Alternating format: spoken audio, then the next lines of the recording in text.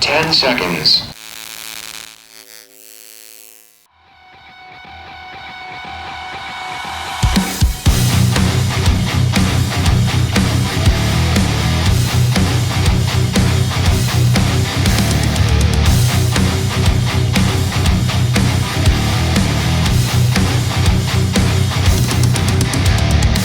Welcome to another ball-busting episode of Traumahead Sportz. Yeah, this is a great time right here. This is going to be a good interview. We're going to get John Dresser on here. He's, to me, is a paintball legend. He is a knowledge wealth of everything that happens. Plus, his paintball IQ is probably one of the best. So, let's get started with it. Thanks for having me on, guys. Excited to see the new program. Glad to have you. Nice. Well, I'm glad to have you on here for the first one for sure. So basically, I thought maybe we would start out from the beginning of, to me, Farside. And I know it's a big journey, but the main thing I can tell you about Farside is the T-shirts over their heads, how they stuck together, how they were, to me, I was from North Carolina. I thought they were thugs, man. I thought they were real paintball thugs. So, let's talk about those old days, John, and go a little bit. So you're thinking of like the 97 era. So 96, yes, sir. 97, yeah. 1996, Farside won a national series called NAPSA. They won the 5 and the 10-man. And then in 97, they went on a roll and won Pittsburgh and then Chicago NPPL in the amateur division, and then won the series title. And yeah. I joined right after, but that's basically they won what they could win in amateur, and they turned pro. I got in you. '98, and at their first pro event is when they picked me up. And yeah, they were definitely a little thuggish. They were Chicago, Iowa, Wisconsin boys, and they grew up in the shadow of Aftershock. So right there, that's all you need to know as far as super rivals, right? As far as the toughest team in the world and just trying to make a name for itself. Forrest Brown was the owner of Farside all the way back to the 80s. And Jeff Schreiber was an early member. Armin was an early member, who later went on to play with Aftershock for years. And then Farside morphed into that team of, like I said, that won the amateur, turned pro, and then blew up, as paintball teams do. So, Forrest Brown was the man behind it all. Yeah, I know Farside took second in the AM division 3 years in a row, so I knew you guys were really getting it together then. So, from 2000 2002, those years right there is when I feel like you guys were really coming together and turning on as a team back then. And then I think when you became your factory team Evil, that's when you really you guys started turning it out, huh? So, yeah, we're fast forwarding through the years for sure. In 2000, the team basically broke up again. And what I did is I'd broken my shoulder. So I was temporarily out. John Rathman had gotten cut for being a cancer. One of my good friends, Jamin Kunke, had walked away from the team. Like, the team was in shambles. And Forrest basically pulled the rug out from under us, took the two players that were, in my opinion, eating the team up from the inside and put them on the second team and gave us sponsorship to the second team. Instead of just hanging it all up, kind of did the opposite. I called Rathman and told him, you're back on the team, let's play. Told Jamin, get back in, let's play. Called an old friend from Tennessee named David Zorn and told him, start running every morning. We're going to send you to the 50 and beyond. And we basically reformed the World Cup, and that's that second place you're talking about. We went into World Cup with zero expectations, a brand new put together team, and ended up taking second at 10-man World Cup. And I think Jeff even has footage from back then at that event, which is awesome. We were literally seconds away from winning Cup. We beat Dynasty in just this closing crazy game. I think Jeff has footage of the Hurricanes match. So there are lots of good times with Farside back then, playing 10-man, playing mechanical. Yeah, well, 3 times in a year is second. We know, like I said, you guys were doing something back then. So I like it, man. So I all like three of it. those were World Cup. It was second place at World Cup 3 times in a row. The first time was when the team came back together. The second time was we said, hey, we just got to get an inch closer. And instead of winning by 10 points, we missed it by 2 points. And then that third year was playing X-Ball exhibition. And then we finally beat the shit out of Trauma, who'd been beating us all year. And then Naughty Dogs took it to us. I got you. Yeah, 2 great teams from that era for sure. For sure. Well, let's talk a little bit about when you guys became sponsored by Evil Factory Team. So Raspin and I worked for a company called PMI. We're starting a new brand called Evil. And so that was going to be the team name was Evil Factory. It basically was Farside, though. It was all the Farside guys, just about. And then Chris Haas split off and kept the Farside name and brought the Farside kids to become Farside. But Evil Factory was, again, a hell of a journey because coming out of nowhere, starting over. And so we played, I think it was Mardi Gras first, and we won Mardi Gras. Then we played, I think it was Huntington Beach. Played Huntington Beach in the sand. And again, won Huntington Beach against Cap Factory. And then we played 10-man at PSP Pomona and again beat Cap Factory in the finals. Or no, I think they beat us, but we won on points overall. And so we won 3 different types of events, a 5-man, a 7-man, a 10-man, all back to back. And then the world turned to X-Ball right after. So it was a crazy little run that Evil Factory started. Then the following year with Evil Factory, we won the series and got moved up to the pro division. And then it was, you know how it is in the pros. We were a top 10 team, but we were never a top team. But still, then that final year of Evil Factory turned it back around, became Farside again. So, like I said, lots of twists and turns in there, but that Farside name literally goes all the way back to the 80s.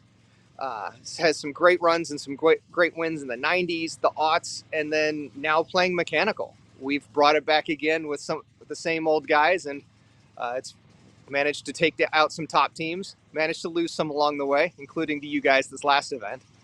But it's been a fun one. Always field a great team.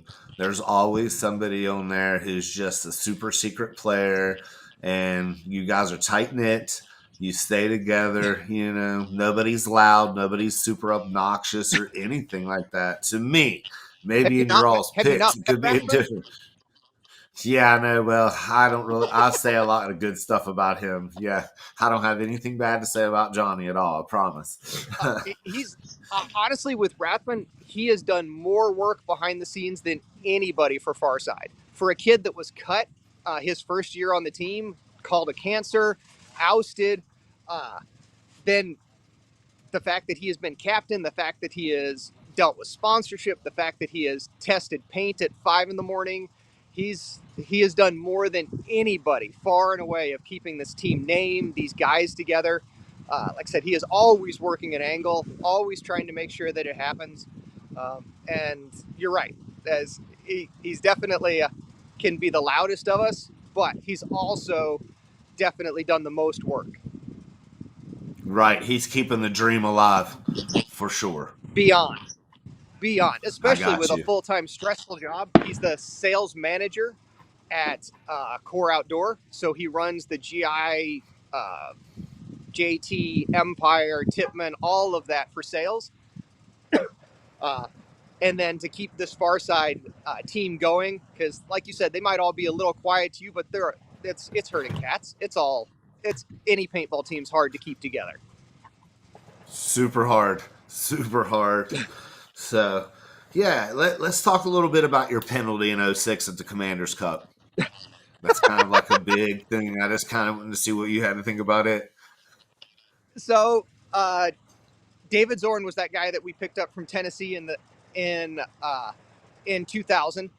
We brought him onto Farside, then he played with us for Evil Factory all those years. In our final game of the tournament, us getting knocked out, David gets just a dumb penalty, or gets pulled out on nothing. I forget what it was, but he stands up, and as he stands up, he's like kind of shaking his hand in frustration, and his gun slips. And he doesn't throw it. It falls. It kind of bounces off the bunker. And one of the refs just loses his mind, and he's like, "You threw your gun. That's a big penalty. We're out. We don't care. We all leave," right? So the next year, we go to start the first 7-man tournament of the year as Evil Factory. We get there, and they tell us, "Hey, you have this huge penalty from last year." We're like, "That guy doesn't even play with the team." And so they tell us that the penalty is for 6 games, and you have to play short a body, and it follows both the player and the team. Player can't play for 6 games, and the team can't play with 7 guys for 6. Insane. Super severe penalty, and this is how we're going to have to start this. And Rathman, again, working all the angles, looks them straight in the face. So break the rule down for us. Break the whole rule down. And he's like, "Oh, well, good. Then we don't have, then it's not us." And they're like, "Yes."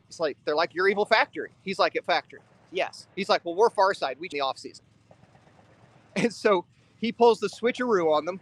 We play the event as Farside. We change the team name to Farside to dodge this penalty. And it ends up being our final year getting to play pro as well, back in some of those glory years of the Huntington Beach and NPPL events. You all sold your spot in 2008, didn't you? Yeah, so we had tryouts in the off season trying to keep fielding a team, and just didn't have the bodies to keep playing in 2008. I've moved at that point out of Chicago down to St. Louis after my daughter was born. I still wanted to keep playing. Some other guys still wanted to keep playing, but we just didn't have a solid 7. And so unfortunately, and sponsorship was really hard. Like, the only gun sponsor that we had on the table was Angel, and Angel was really struggling with those A4 guns at the time. So we ended up selling the spot to Tampa Bay Damage. And so that's actually how Damage went pro, is they bought Evil's old 7-man spot. I got you. Yeah, nice back then. That's how things evolve. So, hey, man. Things are always changing. Go ahead. You know how it works. I do know how it works, and that brings me on to the next thing. How about these pro flexes? Let's talk about them for a little bit, and just a small evolution of your mind about them and what's happening with them right now. So, for the pro flex, like, it's so cool to see a goggle from 30 years ago still be the most popular goggle in the world. JT has just come back with such a vengeance these last 5 years. So the ProFlex was started as the Spectra. It was a hard plastic goggle in the mid-90s. Didn't even come with ear protection. It was just frames and that bottom, maybe a visor. They added ears over time. But at the time, this was so long ago, all the pros just pulled the hard plastic off. Well, the rules started changing. The world kept changing. And John Gregory, the owner of JT, developed this soft version called the ProFlex. And it was way back then. I got to meet John Gregory. We were standing watching an Ironman game, and he was just an older dude on the sidelines. And I happened to be standing next to him, and we were watching the Ironman, talking a little bit.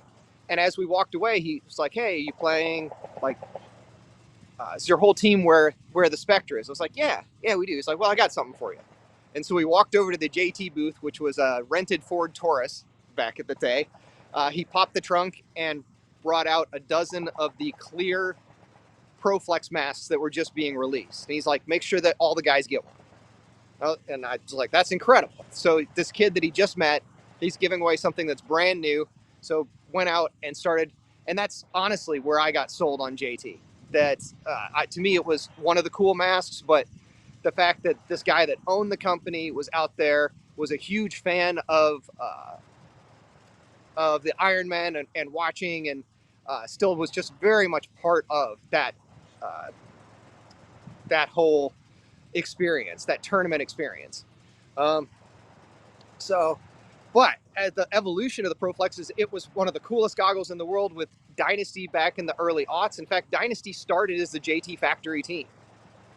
And then JT fell by the wayside in that 2009, 2010 era. And Dynasty even went to Empire. So Dynasty took that whole journey to Empire and then to HK. And when I started working with JT again in 2020, one of the things we wanted to do right away was bring Dynasty back. And so we got Dynasty to wear the Proflex again. At the same time, the Proflex was blowing up as one of the coolest masks to wear again after 20 years. And then on the side was my business of Paintball Retro. So Paintball Retro is almost all JT stuff and JT adjacent stuff. And so it's been fun to be part of this explosion as JT has just gone from the coolest, most innovative goggle to what the pros all wore in those early 2000s and late 90s to being not as cool, and then this huge comeback as people are trying to find old goggles, as people get to see these new colors. I guess what a lot of people currently don't realize is that this is kind of like a silver age for JT. That there are more varieties, more types, more companies making JT stuff than ever, and that's actually really cool. That these options for JT and JT masks that are everywhere now. Yeah, how about those old clears? People are really trying to get their hands on them. You know, I told Jeff I have the same pair that I've had since maybe '96 or so, and I love mine. I I don't want warn to get rid of them. Yeah, I warn everybody that digs them out of the closet that not to. I was like, don't get worked for those, man. Those are worth something to somebody. So Yeah, my holy grail is olives and clears. Oh man, those are a hard one to find. It's even more rare is the blue steel and clear, and then there's some prototype colors of like white and things like that, or reskirts. But that was another thing at JT, is that the first PB Retro goggle was supposed to be a clear goggle, and JT told me you can't do it. We can't make it anymore. And so when I joined JT, I wanted to improve the foam. I wanted to improve the flexibility of the lower. I wanted to add a magnetic chin strap. I wanted to make the box better so the goggles didn't show up all bent up. And I got a lot of that stuff done right away, or just got it done. But clear masks took so long to get done. And then finally, this last year at World Cup was the big release of the re-release of clears. It just, like I said, it took the entire 4 years I was there to get JT to make them again, and they did, and they look great. So I actually like the new release clears, obviously the old release clears, and then I expect JT has a lot more in the works. Yeah, now it's the thin game chase. Everybody's chasing those thin frames. It's crazy to thin me. frames, the older Spectra bottoms that there's a version called the pig nose. There's the older shape of the JT mask. There's old straps. There's old visors. There's all sorts of things that people want that used to be around. And like I said, all of those is 20 years worth. But then right now, JT's producing all these new colors, all these new transparent things.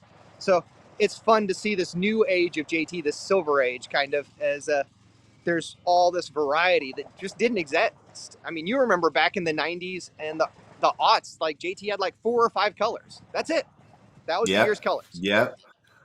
Yeah. And back then, nobody wanted a silver, blue, or anything with a clear bottom. You wanted green, black, whatever, you know. And so, I've seen them set on the shelf of paintball stores, right? Or all black. That's right. Murdered out. That's what I like myself. Hell yeah. I've gotten teased a lot that we should do a Farside goggle just because with PB Retro and connection and Johnny with JT. But so that's one of the things I released is I called it the Farside goggle, and it's all just a murdered out goggle. It's a black goggle with a blacked out strap with as dark a lens as JT will make.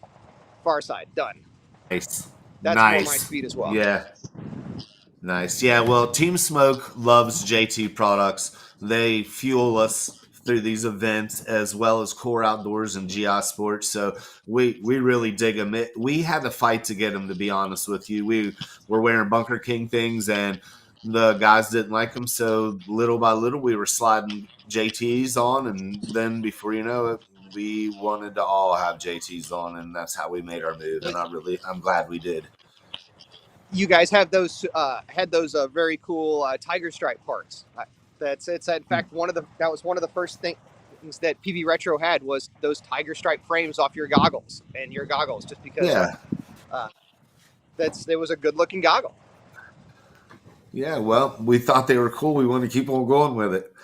So listen, by the end of it here, and try to wrap it up because I know you want to play. What do you think the current state of paintball is? I know it's a huge question for you, but just like the Mac, the way that they are, the NXL, just a little bit of touching bases on them all. Yeah, so I've been playing paintball since 1990. And it's easy to romanticize the past because we were younger, thinner, maybe cooler, but we were invincible, right? So back then, it's easy to remember think paintball was better back then. Or things change. Everything changes in life. It's fun to pay attention to what we have now. So back then, we did get some awesome venues and things like Huntington Beach, but we also played literally in the sand to play there the first year. We got to be there for the advent of X-Ball, but those field layouts are completely unplayable these days. If you look at how far we've come, as far as reffing, as far as the field layouts, as far as the guns, the EMEX, the best gun dollar for pound I've ever seen. Those guns didn't exist when we were kids. So there's a lot that has changed, but there's a lot that's so much better. What I try and tell everybody is if you miss the rate of fire, if you miss 15 balls a second, go set up a day at your field and play 15 balls a second. You'll realize why we changed it. Go try and set up one of those old layouts and try and play it. There's nothing limiting us from trying different things, from playing what we enjoy.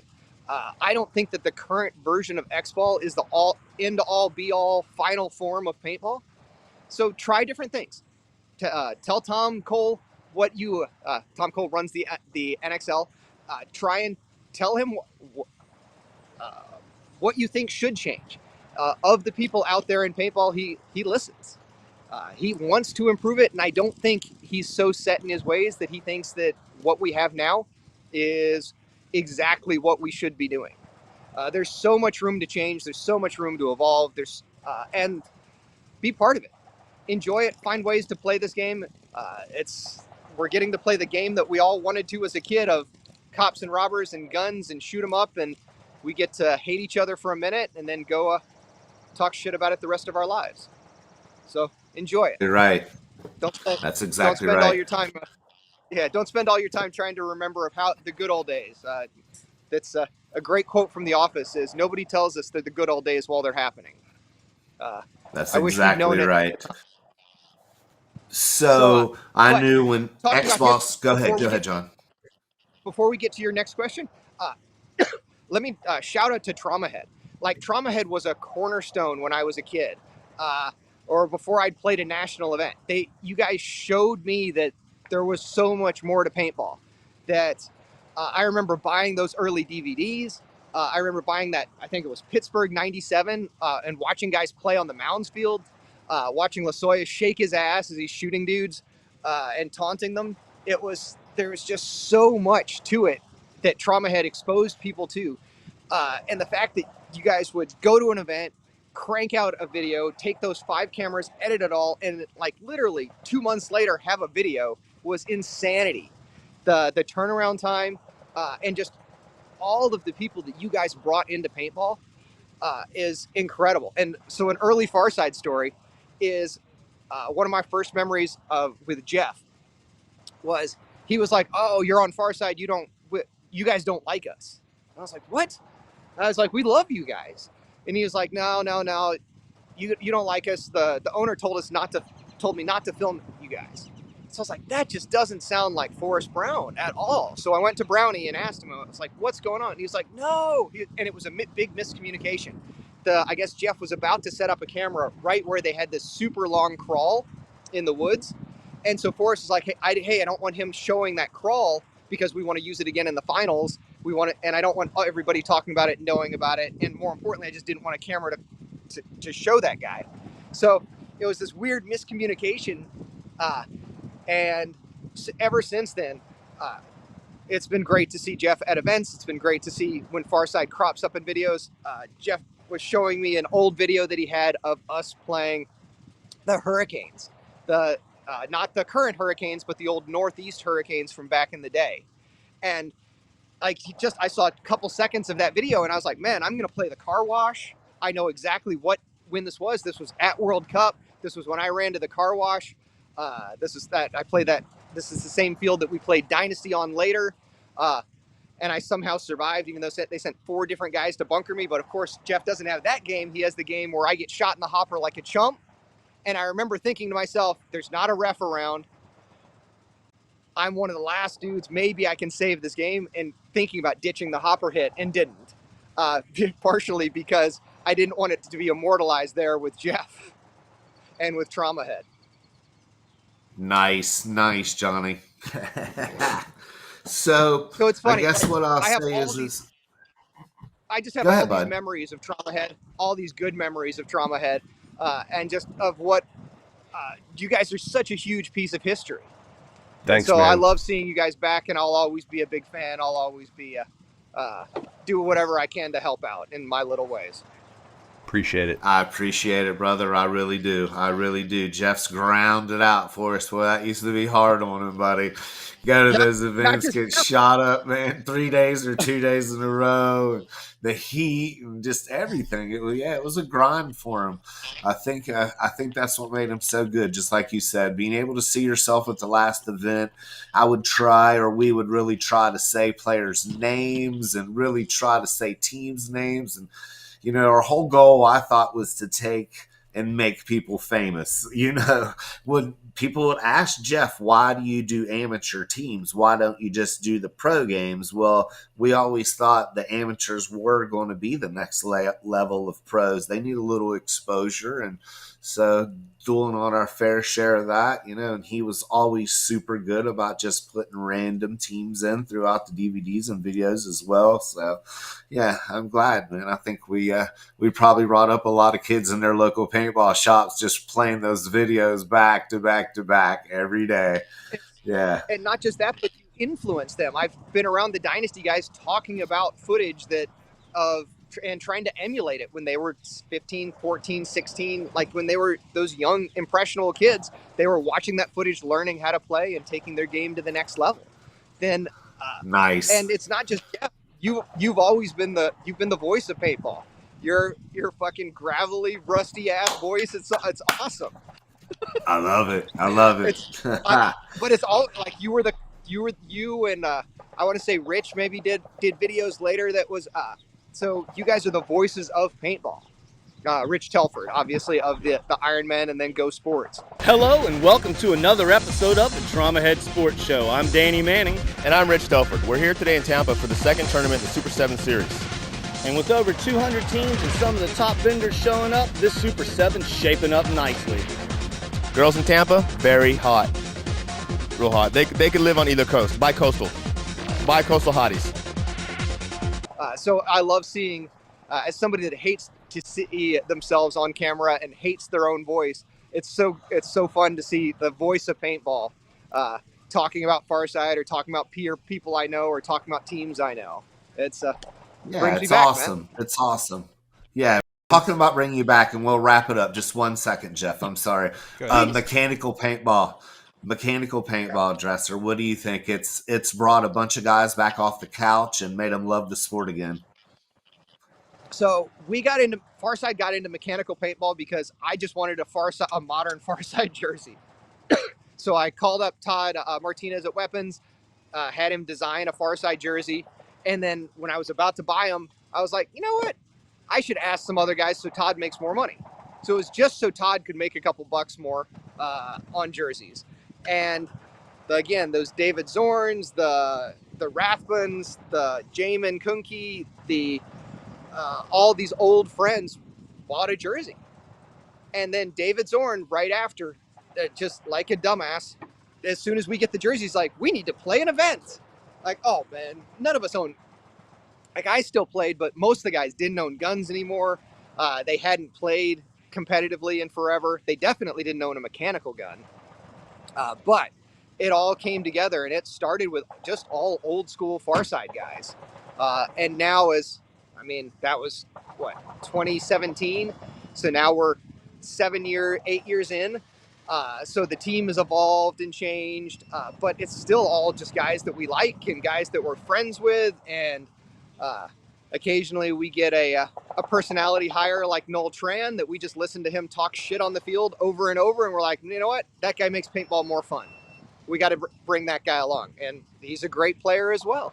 So it's been a lot of fun piecing together those people. And every team or every event, it seems like we have a slightly different roster, and a slightly older roster every year. But it's fun to see those guys and watch those guys continue to kill it.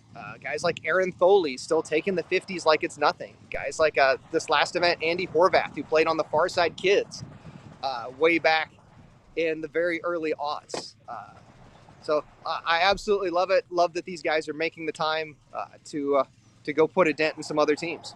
Yeah, buddy. Can you give us a quick little update on PB Retro? I think you're doing a good job with that. Sure. So PB Retro is what I'm doing now. It is it's paintballretro.com. It is we're going to the NXL events, but it is all JT stuff, or almost all JT stuff. Like I said, it's been just so much fun to be part of this JT revitalization. So, and then it's Paintball Retro has been, like I said, it has been a lot of fun to make the stuff that I always wanted. Like Paintball Retros, I've done several of my own private label goggles that I've been the only one to have, and I've got more on the way. So I'm excited for you guys to see what's coming. Excited for you guys to hopefully just share my love of all this. So I appreciate you guys. I appreciate the shout out with it, Jeff. And like I said, some other day, come back. I expect you to do this for a while, and we can talk about some PB Nation fun, talk about some lucky paintball, talk about other pieces of paintball that I've been involved in. Yeah, for sure. Awesome. Well, I really appreciate you taking the time to do this today, buddy. Let's let you get out there and mow some fools. Especially since I've stolen this guy's chair and his table, and I got to clear out so he can have his staging area back. Take care, brother. All right, brother. Thanks again, John. Well, I want to thank John, and maybe we'll be seeing him on the 50 here soon in the OXCC. I know Farside always shows up with the team there, but that's all the time we have for now, and I guess we'll see you on another dome-smoking episode of Traumahead Sports.